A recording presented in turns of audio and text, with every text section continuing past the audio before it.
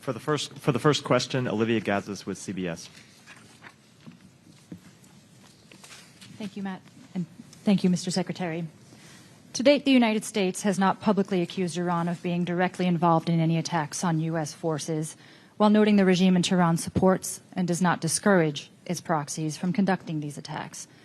This weekend's lethal strike, Mr. Secretary, was one of at least 160 attacks on U.S. forces in the region by Iranian proxies since October. Could earlier, stronger action by the United States against Iran, and not just its militias, have spared American lives?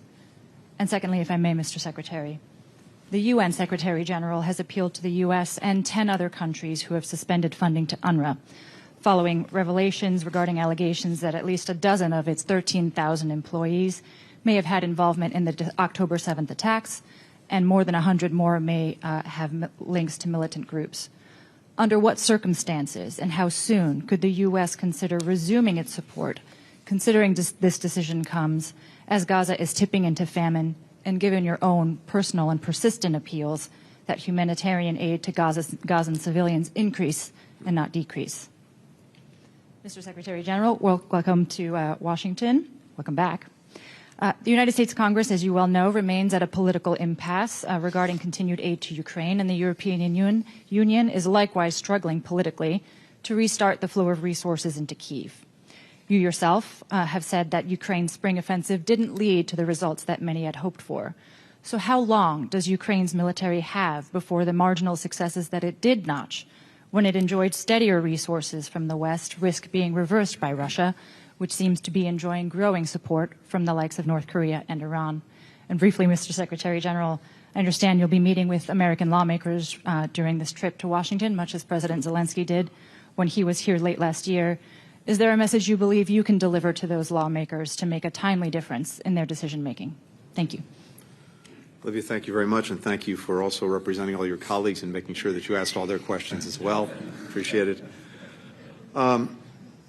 Look, first, I think it's very important to note that this is an incredibly volatile time in the Middle East. I would argue that we have not seen a situation as dangerous as the one we're facing now across the region since at least 1973, and arguably even before that. And that is the environment in which we're operating. And of course, that was triggered by the horrific attacks of October 7th by Hamas against innocent men, women, and children.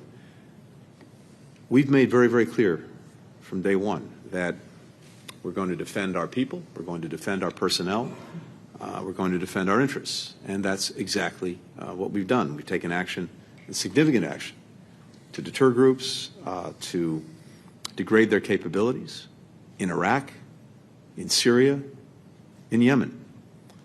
At the same time, the President's been very clear that we want to prevent broader escalation.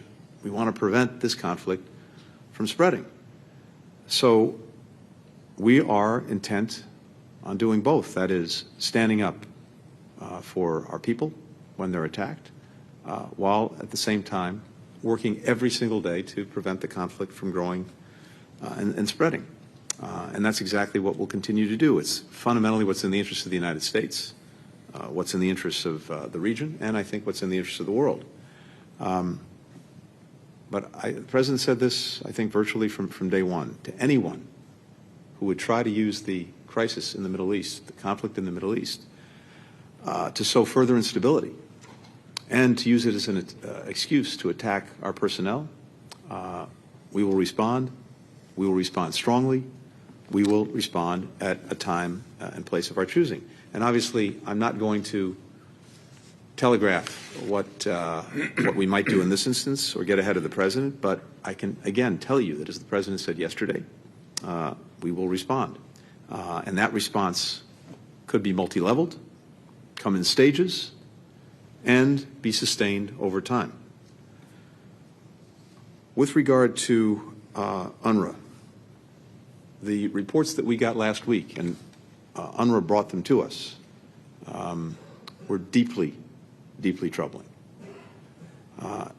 It is imperative that UNRWA immediately, as it said it would, investigate, that it hold people accountable as necessary, and that it review its procedures. I had a very good conversation with Secretary General of the United Nations, Guterres, last week when we were first made aware of these allegations, and we're going to be looking very hard at the steps that UNRWA takes, again, to make sure that this is fully and thoroughly investigated, that there's clear accountability, and that as necessary, measures are put in place so that this doesn't happen, again, assuming the allegations are fully borne out. Certainly, we haven't had the ability to investigate them ourselves, but they are highly, highly credible. At the same time, and as you indicated, UNRWA has played and continues to play an absolutely indispensable role in trying to make sure that men, women, and children who so desperately need assistance in Gaza actually get it. And no one else can play the role that UNRWA has been playing, certainly not in the near term. No one has the reach, the capacity, the structure to do what UNRWA has been doing. And from our perspective, it's important, more than important, imperative that that role continues. So that only underscores the importance of UNRWA tackling this as quickly, as effectively, and as thoroughly as possible, and that's what we're looking for. I will meet members of Congress tomorrow, and of course I'm looking forward to discussing many issues with them, including Ukraine. I'm confident that all NATO allies, also the United States, will continue to provide support to Ukraine, because this is in our own security interest to do so. It will be a tragedy for the Ukrainians if President Putin wins, but it will also make the world more dangerous and all of us more insecure. It will embolden other authoritarian leaders, not only President Putin, but also North Korea, Iran, and China, to use force. Today it's Ukraine, tomorrow it could be Taiwan.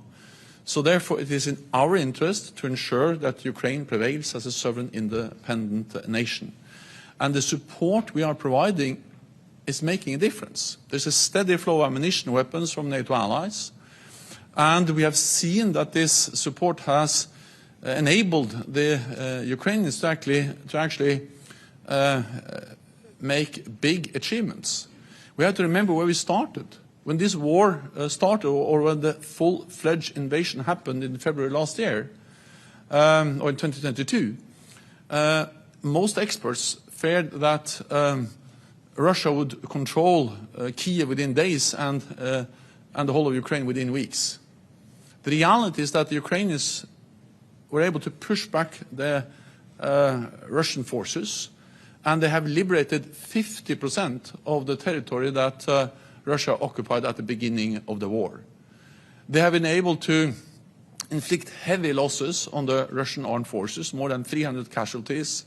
Thousands of armored vehicles have been destroyed, and hundreds of planes.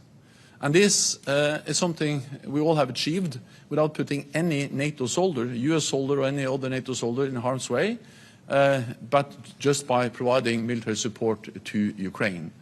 And Ukrainians have been able to open the western part of the Black Sea to push the Russian Black Sea fleet to the east, so they're now able to export grain and other commodities through the Black Sea. These are substantial achievements, and they continue to conduct deep strikes on Russian positions. So this idea that it doesn't help them, actually Ukrainians have proved the opposite. Then, of course, we all would like to have seen more progress in the offensive, but we should not underestimate the achievements the Ukrainians have already made. And if we want an end to this war, the only way to end this war is to convince Putin that he will not win on the battlefield. And the only way to achieve that is to provide weapons to Ukraine from the United States, from other allies and partners. So support to Ukraine is a good deal for NATO, for the United States, for all of us. Then you asked me one more question, I think.